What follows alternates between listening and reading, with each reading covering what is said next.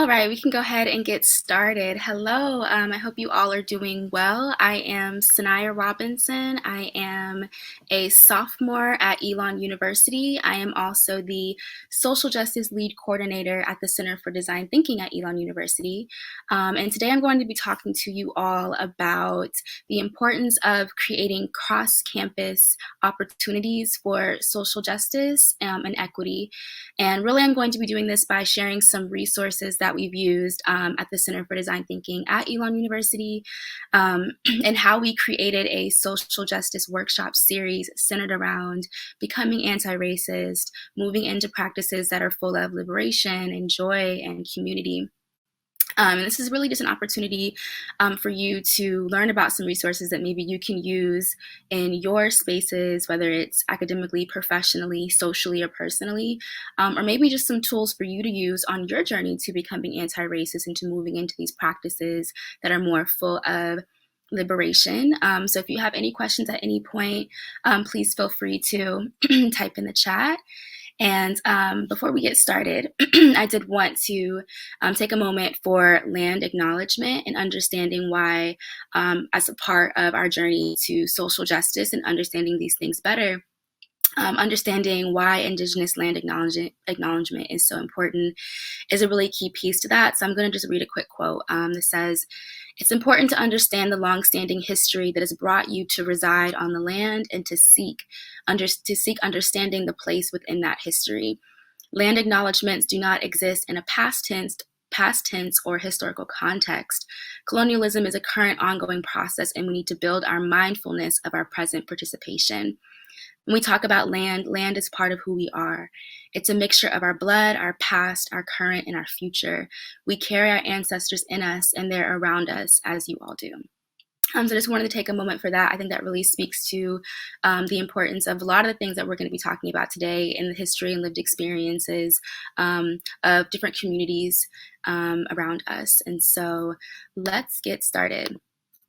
So we began the first workshop in our social justice and equity series in the summer of 2020, starting with a workshop called Biased. And this was a workshop centered around understanding our implicit biases and moving outside of them to transform our mindsets. And so this was really the frame for this first workshop, and then the workshops following it is that racism and inequity are products of design, meaning that they are very deeply rooted in our systems and our structures, and they have been since the origin of these systems and these structures. And they have created these power structures where you have those that are marginalized and those that are being oppressed. But because they have been designed in a specific way, they can be dismantled and then redesigned. And that's really what these workshops focus on, is how to do those things, specifically using the design thinking method, which I'll go in a moment.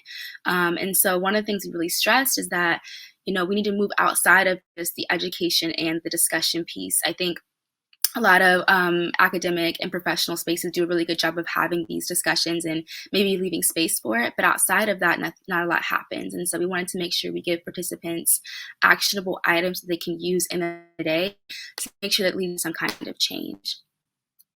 And so, again, this is just the frame for the workshop, which is how might we transform our own biases, and in that process contribute to redesigning oppressive structures for us at Elon University, but maybe for you and, again, your workspaces or your education spaces or just in your social spaces.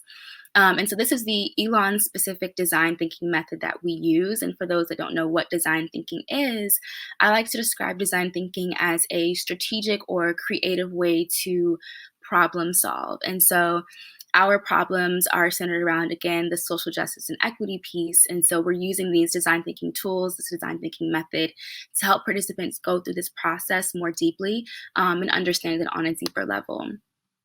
And so starting with the frame stage, we have participants frame exactly what their problem is. So in this workshop, again, they're thinking about how can we transform our own biases?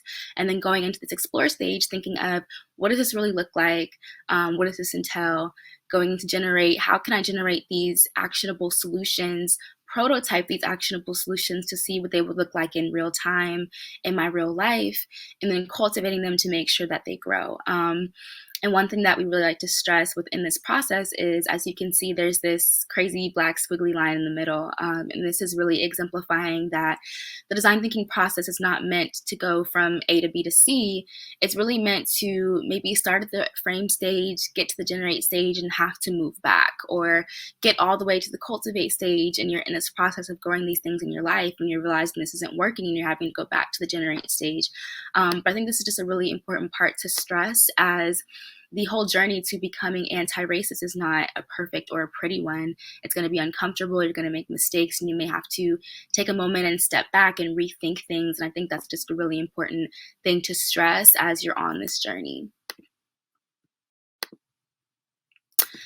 So we like to go through community agreements before each workshop. And I think one of the ones we really like to stress is this leaning into discomfort piece. Again, this journey to becoming anti-racist, becoming less prejudiced, becoming less biased is all about leaning into the discomfort of what that looks like. Learning from others, building community, being honest, being transparent, listening, being open. All these things are really important pieces. And so again, at any point, if you have any comments or questions or anything like that, please feel free to use the chat box. So the next is language setting. I think is another really important piece if you're thinking about holding a workshop similar to this, or going through this journey yourself personally, is defining certain terms so we can really understand what it is that we're fighting for. Before we start on this journey, we have to know, what is the history? What do these words mean that we're saying? Starting with something as basic as racism, basic meaning that I feel like it's a term that's thrown around a lot and used in different contexts. But we really like to view racism as a far-reaching system backed by prejudice and discrimination. So understanding that racism, prejudice, and discrimination are not the same things, but that racism is this overarching system that dips into all these different spaces within criminal justice, within public health, within education, and it has this impact on racial or ethnic groups, typically ones that are minoritized or marginalized. So I think a good first step is getting into this mindset and of understanding that racism is this far-reaching thing, and it impacts all of our systems and all of our structures. And it's not about, an individual person being good or bad, but it's about this extensive structure impacting communities.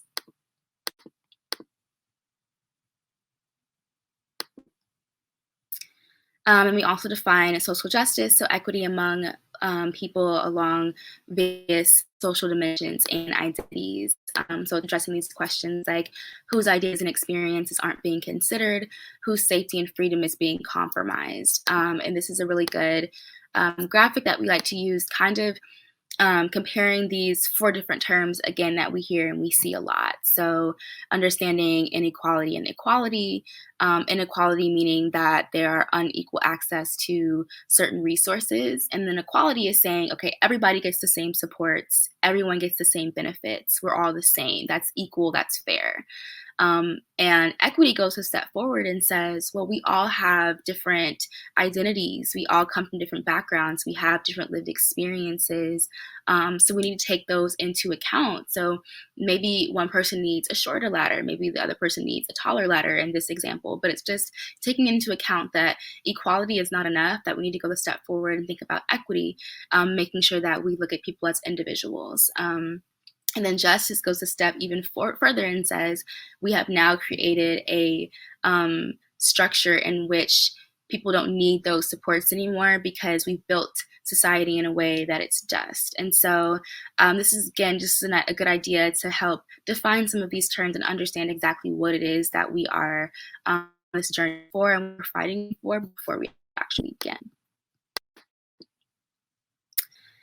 So implicit bias is a distorting lens that's both the product of the architecture of our brain and the disparities in society. And so I think this is the really tough part about implicit bias, is because it's so deeply ingrained in us. There's a lot of times we may not know that we're perpetuating implicit bias. We may not know that we are thinking in a way that is biased or prejudiced, because it's, not only a product of our society, but the architecture of our brain and the way that we think. And lastly, for language setting, we do like to emphasize impact versus intention. I think this is another really important piece as you're going through this journey, is thinking of, okay, I may not have had a bad intention. I may not have intentionally meant to harm a community or say something that was offensive or think in a way that's biased, but it's important to put more emphasis on the impact that your actions, your words, your thoughts, your beliefs has on these different communities that are marginalized, that are minoritized. And again, it's not a good versus bad person thing. It's not about, you having good or bad intentions. It's really about the impact that the things you do and say has on various communities. So I just wanted to take a pause and give you all an opportunity to kind of reflect on your journey to becoming anti-racist. And this is another tool that we like to use within design thinking, is reflecting on what zone we are currently in. So we have these 3 different zones to becoming anti-racist: the fear zone, the learning zone, and the growth zone. And again, we all have different lived experiences. We're all going to be on different paths in our journey. So I just really encourage you all to embrace whatever zone you feel like you're in. But the fear zone is maybe you're first starting out on your journey. You're kind of shying away from hard questions. You're avoiding questions about race. You're really striving to be comfortable. You're not having those tough discussions. You may even deny that racism is a problem. That would be the fear zone.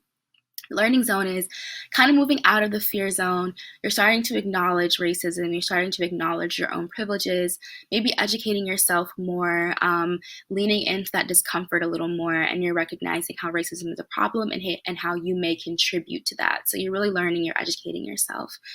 And lastly, we have the growth zone, where you're moving out of the education space, always continuously educating yourself, but moving out of this learning zone and thinking of, okay, how can I now be an advocate, an ally for those around me? How can I now start educating other people?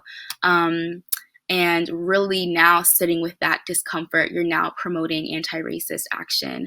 You're surrounding yourself with people who are also on this journey to becoming anti-racist, and you're really growing in that space.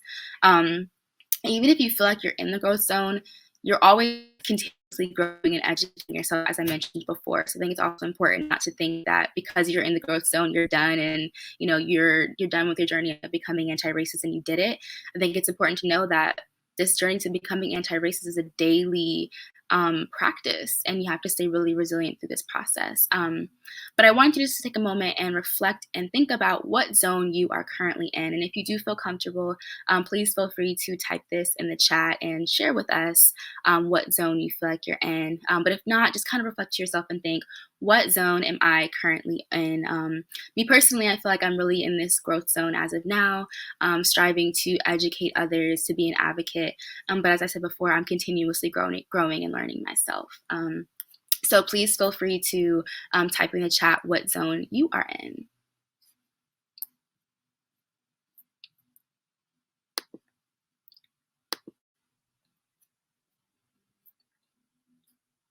And if you don't feel comfortable, no problem. But if not, at least just kind of write it down and keep this zone in mind as we are going through.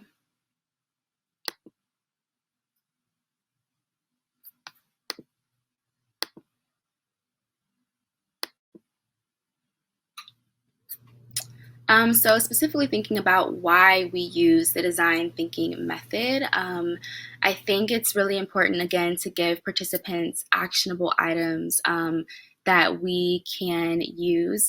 Liz, thank you so much for sharing. Liz mentioned that there are times when she's moving between the learning zone and the growth zone, depending on where I am in the situation. Thank you so much for sharing. I think that's a really great view. If we just go back for a moment, you can be in between zones. I think that's a really great point, and that's completely okay. And that's part of the learning process and the growing process. And so I think that's really a great point and a great thing to think about. And you may bounce around between zones as you're on your journey and continuing. And Adam mentioned that he is in the growth zone, creating educational opportunities for more people to explore anti-racism and self-awareness. That's amazing. That's really, really great. And that's a wonderful part of the growth zone, is starting to create those educational opportunities for other people. So thank you for sharing. My apologies. I'll give more time for you all to share next time as well. But please feel free to continue to share in the chat as I move forward. But as I was mentioning, that design thinking is just really a tool to give those actionable opportunities outside of just the education and discussion piece. Shaylin, she says, I think I'm walking the line between learning and growth. Absolutely, yeah. It's a wonderful place to be too, as you're just learning more about yourself and more about the journey. Okay, so we are going to keep going. And so starting again with the frame stage, we give participants this opportunity to do something called an experience map. And in this process, they are mapping their personal experiences with implicit bias. This is another great tool for you all to use. And basically, you start to track your experience, thinking about if you're climbing up a mountain. So you have your trouble spots, your low spots, your high points, and you're thinking about an experience where maybe you personally perpetuated implicit bias, or maybe you were the victim of someone else perpetuating their implicit bias on you. But regardless of what the experience is, this is a really great design thinking tool to get participants thinking more deeply about the lived experiences of others, and understanding that shared human interaction a little better, and thinking about maybe where could they have done better or changed their attitudes in a way. So an experience map consists of the actions, emotions, and touch points. So the actions being exactly who was in the experience with the participants, what exactly happened in this moment, emotions being exactly what was felt, and the touch points being who they interacted with and how they interacted with them. So maybe it was a professor through email or a friend through social media, or whatever the case may be. But again, this is just to really get participants thinking more deeply about this experience, and we have them actually map this experience out, think about their engagement, think about their actions, think about their thoughts, and then they share with each other what this looks like. And that's another really important piece of this journey to becoming anti-racist is building community, sharing with each other, and understanding more deeply. And then participants go on to review their map, go back and think of what are opportunities for change? Where could I have said something that I didn't? Where have the structures been placed that allowed for a situation like this to occur? And so they go back, review their map, and look for opportunities for change. And based on these opportunities for change, they go into a generate stage, going back to thinking about how might we transform our own biases and continue to redesigning a structure at Elon, whatever systems you're considering. So we have them think about all these different ways of generating these actionable items.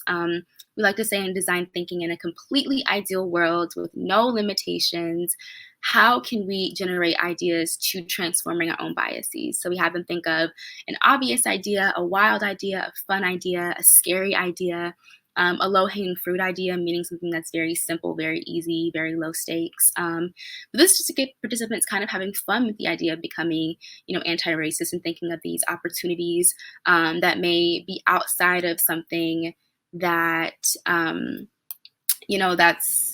that may not have felt possible before. 10, you asked, can you differentiate a bit more between actions versus touch points? Absolutely. So actions are basically exactly what happened during this experience. And the touch points are who they interacted with during this experience. So the action may be they're walking down the street, and the touch point would be they saw their friend and they said hey to their friend across the street. So it's just basically like what happened versus the touch points being who they interacted with and then how they interacted with them. I hope that makes sense. Let me know if you have any other questions. Thank you for that. So after they generate these possible solutions, they go on to the prototyping stage using something called a mind map. So going back to thinking about how might these actions contribute to redesigning what structures at Elon look like. So again, in this generating stage, we have them come up with a bunch of different ideas, and they pick one of these ideas to use for their prototype. And so an idea that we have had come up in the past is students want to visit and interact with spaces like the Creed, which is the Center for Race, Ethnicity, and Diversity Education on our campus, or the GLC, which is the Gender and LGBTQIA plus center here on campus. So if their idea was, I want to visit and interact with these spaces weekly to really diversify my mindset, diversify my spaces, and more deeply understand the lived experiences of those around you, this is a tool we use to help them think more deeply about what could this really lead to if I'm going to really step into this space and go on this journey. What is this really going to look like, and what is this going to lead to, and how could this move within my life? And so if we use this example and participants want to visit and interact with spaces like the Creed or the GLC, this could lead to them hearing the stories and experiences of people of color. And hearing those stories could lead to them uncovering their own privileges, educating themselves more, and resources to help. And yes, Tin, you will have an opportunity for me to share this copy of the presentation with you, absolutely, and I'll share that at the end. But this is just an opportunity for people to think about how can these actions that we just generated that may seem like something small, walking into a space like the Creed may seem like something very simple or easy, but it could lead to something so much more and so much deeper. And so helping participants think about how can this realistically move within my life and within my spaces. And so after that, lastly, we just have a Cultivate stage where we have participants make a personal commitment to this actionable item. So again, after they prototyped and they're thinking about going into the Creed and the GLC on a weekly basis, this participant would take a moment and think about, okay, I'm going to go online and see when is the Creed open, when is the GLC open. I'm going to check my schedule and see, am I going to go in between this class and this class, or what day am I going to go? But just to make a personal commitment to make sure that we really make an effort to prototype and cultivate this actionable item in our lives to make sure real change happens. And like I mentioned before, they may be in the cultivate stage and they are growing in this space and they realize maybe this isn't the best option for me. Maybe I made some mistakes on the way. I need to go back to the explore stage. And so these are really the resources that we used within the Bias workshop, which again was the first workshop within our social justice and equity series. And after this workshop, we created a second workshop called Designing for Liberation. And quickly, I'm just going to go through some of the resources we used within that workshop, which was all about moving out of systems of oppression and moving into systems that are more full of liberation, that are more full of justice and equity. And again, at the end, I will have opportunities for us to talk more and for me to share these resources with you all. But I'm just going to quickly go through what the Designing for Liberation workshop consisted of. And so starting with understanding that we're moving again from contributing to cycles of oppression towards creating and enacting cycles of liberation. And so starting with understanding that it takes that individual awareness, so us taking that first step to understanding our personal journey, and then that's going to lead to collective awareness. And that collective awareness and collective change is also going to lead to individual change. So just understanding that this is all interconnected, that, something as small as us participating in a workshop like this can lead to others being inspired to do the same. And in the same way, watching this collective change and collective awareness within our society can help us understand how we can grow and move better ourselves. And so understanding that this is all really interconnected, I think, is an important piece. And so really in this workshop, again, we do language setting pieces where we specifically define oppression, what this really looks like, the different definitions of what this could really mean, how this moves within our society, and have participants think about what comes into mind when you think of oppression. And then we do the same thing for liberation. So thinking about, what does liberation look like? What would a world look like if everyone felt free, if every identity was considered, and how this can really be a radical change and a radical movement. And then again, asking participants what examples or feelings come to mind when you think liberation. So having them again kind of go through that self-reflection piece. And then we have them explore by actually going through the cycles of socialization and oppression. So having them think about, where did I learn these certain things? Was it from my social spaces, media, TV, family spaces. Where did I learn this from? And then continuing on, going through the entire cycle. And again, if you would like to learn more, I can definitely connect with you all later to talk more about what this looks like. And then going through the cycle of liberation and asking participants, okay, again, what does liberation look like? How are we going to wake up and get ready to move into this society that we've never really seen before, that looks more free, more just for people around us, and building that community and seeing what that looks like. And moving on, going through the entire cycle, and then having them go through a generate stage using something called an iceberg framework, where they really think of, not only the systems that we can visually see, but what are these invisible structures? What's underneath these things? What are these underlying rules, roles, norms, and beliefs that maybe we can't see, that aren't as obvious? And how do we change those things? And then again, moving on to another prototyping stage, thinking of, if we did change these systems, what would that look like? What new structures and processes are we wanting to create? What existing structures and processes are we wanting to disrupt? And then what are we wanting to maintain? Maybe there are some systems in our spaces that we like diversity workshops, town halls, spaces like these that we want to maintain and continue. But again, having them prototype, thinking of what these things look like. And then this is just a tool that we like to use to get to participants thinking of, what will this actually look like as far as the impact and the effort. So something like speaking up in your spaces, defending people of color, defending LGBTQIA spaces.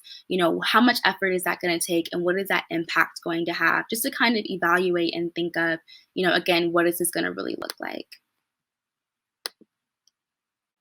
And then again, we have the cultivate stage, where we have them make a personal commitment. So saying, after we've gone through these resources, after we've gone through these processes of self-reflecting, how can I move from contributing to cycles of oppression and towards those of liberation? Taking the tools that we generated, these actionable items, how am I going to do that? And then how am I going to persist through these challenges of designing for liberation? Because it's uncomfortable. We're going to make mistakes. These systems of oppression are very resilient. And so how are we going to move through these and stay committed?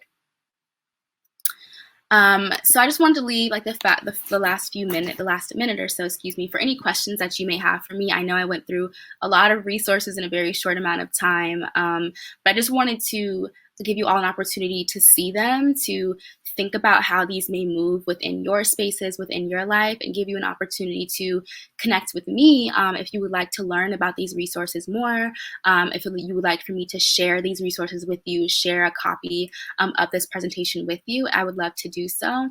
And then with the last few minutes, just give you an opportunity for any questions that you have for me. Please feel free to type in the chat, or again, reach out to me through email. I would love to talk to you, collaborate, and help you with any questions you have or anything you would like to learn.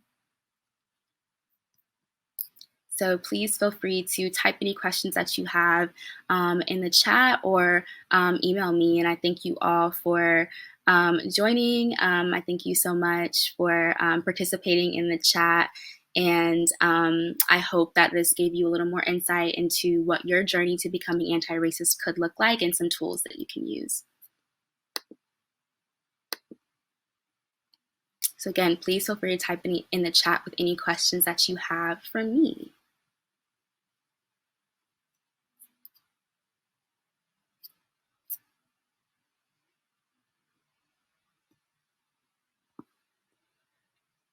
Absolutely. Thank you, Leslie. And yes, I will definitely share, try to find a way to share a copy of the presentation with you all. Absolutely. And feel free to reach out to me through email. I can also share that with as well. Or if you would like to leave your email in the chat, I can absolutely share this presentation with you and the specific resources through email if you'd like to leave your email in the chat.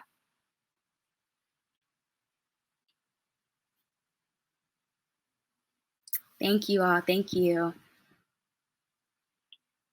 Yeah, I'm so glad that you'll be using some of these tools. Awesome. And again, please feel free to leave your leave your email and I can absolutely share these resources with you.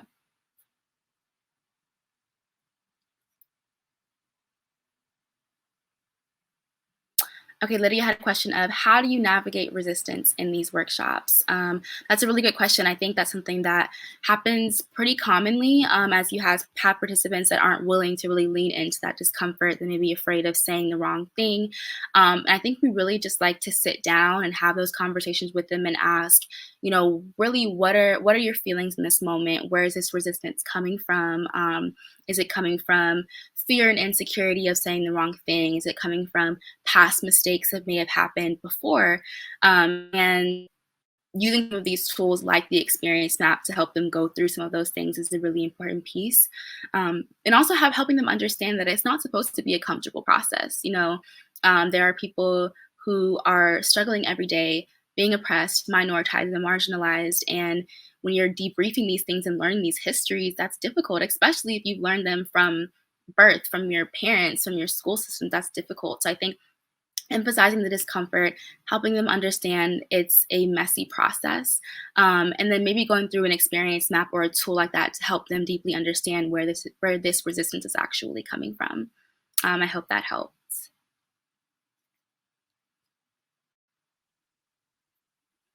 Thank you all so much. And yes, thank you so much for sharing your emails. I will absolutely be reaching out to you all and connecting.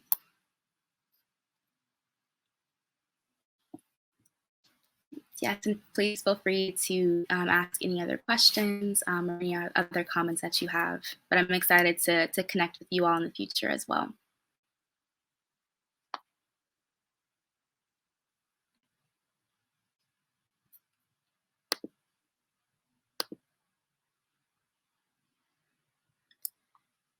Perfect. Thank you all so much. If you don't have any more comments or questions, please feel free to leave. But I'm excited to work with you all possibly in the future to share these resources with you. I'm making sure to take a note of your emails. And thank you just so much for opening up and giving yourself an opportunity to learn, giving me an opportunity to share with you. I appreciate it.